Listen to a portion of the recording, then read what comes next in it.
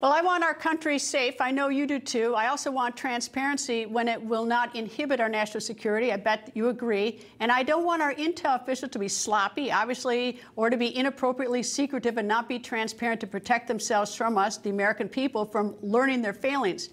Yesterday, I reported that the U.S. officials tracked the Chinese surveillance balloon beginning when it left Hainan Island near China's south coast. That was last month. And U.S. officials never told the American people about the communist Chinese spy balloon until it was hovering over Montana. That was more than a week after it left China.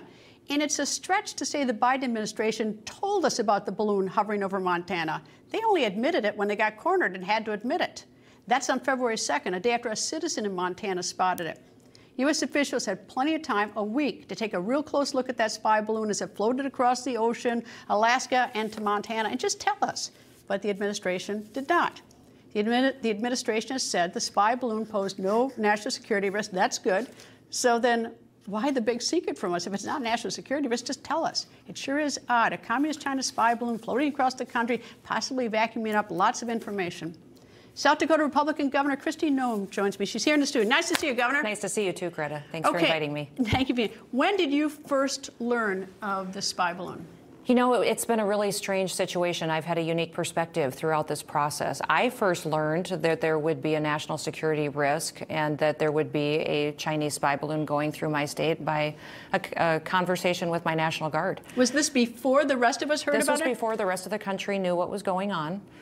They indicated to me that they had been asked to have assets ready by the Department of Defense and the Pentagon in case they were needed to potentially interface with a foreign object that they didn't know what it was. They did tell me that they couldn't speak very much in detail because we weren't in a skiff. We didn't really have one available where we were located in the capital of South Dakota, and they didn't know what they had permission to share with me as governor. I found it alarming.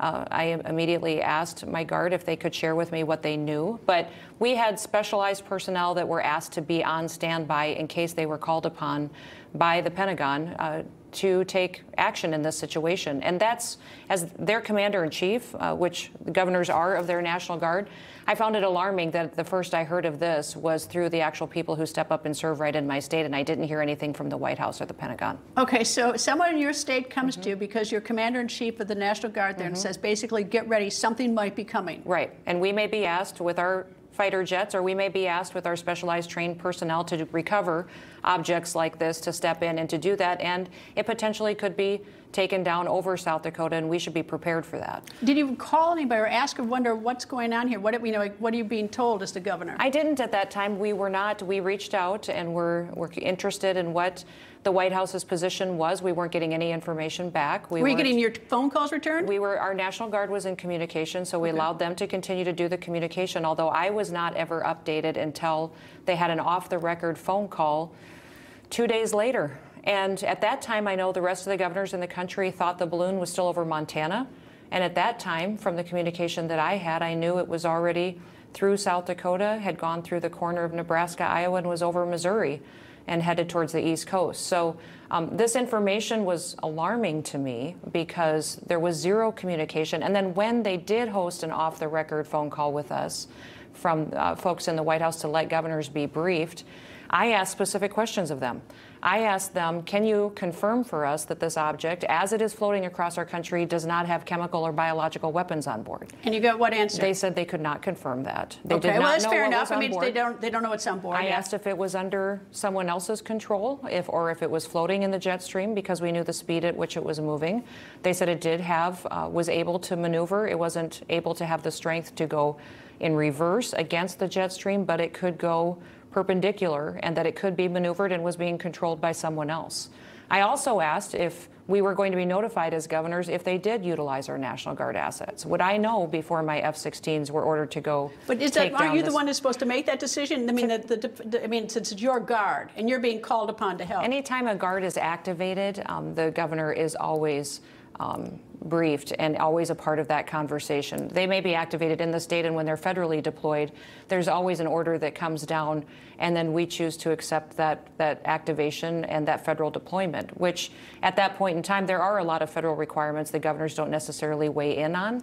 And that we don't have the authority to go out and do, but we always have had communication. I don't remember a time that any governor in South Dakota, at least, has had a situation where there wasn't communication between a governor and the Pentagon and the Department of Defense when a guard asset was utilized. When you're asking these questions, with who are you asking these questions to? Well, this was an off-the-record phone call with folks that were a couple of people in the White House that were the communication. Not the Department of Defense? They had a general on the call that was answering the questions for us as well as they could, but it was we've had 2 calls as governors.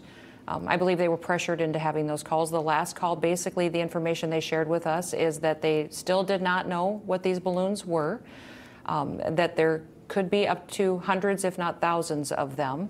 And that's what they said? That's what they said. They said how many? We do not know what they are. We've taken down. They knew there was one coming from China at that point. Well, this was just recently. This was just within a couple of days where they said there could be hundreds, if not thousands of them. What I suspected, Greta, and this is just me in speculation, I may be a bit cynical, but I assumed they waited to shoot down the Chinese spy balloon over the ocean so that if something couldn't be recovered, that they didn't want us to know, that it was an easy excuse, that it was somewhere in the ocean and they couldn't find it. That if there was some piece of information on that balloon or something that was detrimental, that they didn't want the American public to know, that there would be a good reason to why it couldn't be recovered. These last 3 balloons now, they have shot them down over land.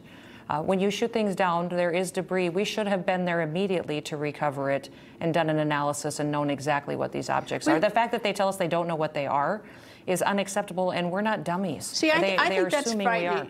I mean, look, it may be just completely innocent, these 3 unidentified objects. I don't know what they are, but just tell us. That's my problem. And don't just read a statement and run. And even if you don't, I mean, like, just give us a little more information. And then we're just shooting random stuff out of the sky that after the first one, we should have had enough information off of the debris that we collected to at least make a good analysis on all the other objects that are out there. One last question. When did you find out that it had been shot down in the ocean? Was the White House keeping the governors up to date? They did a better job.